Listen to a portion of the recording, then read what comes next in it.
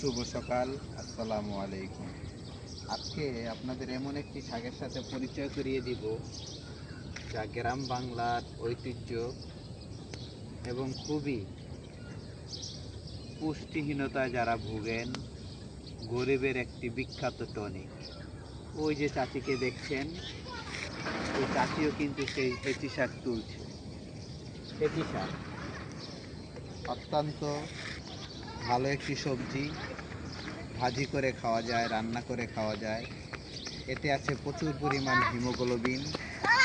এই হেঁচি শাক খেলে আপনার শরীর ভালো থাকবে, আপনার পুষ্টির চাহিদা পূরণ হবে এবং আপনি ফ্রিতে এই যে দেখছেন হেঁচি শাকের রাস্তার দুই পারে অবহেলিতভাবে হেঁচি শাক হয়ে থাকে।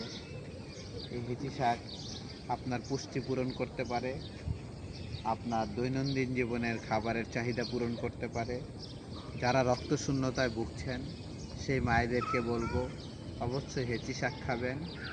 এত সস্তায় এত সুন্দর একটি শাক আপনি এই দেশের আনাচে কানাচে রাস্তার ঘাটে ঘাটে পেয়ে যাবেন।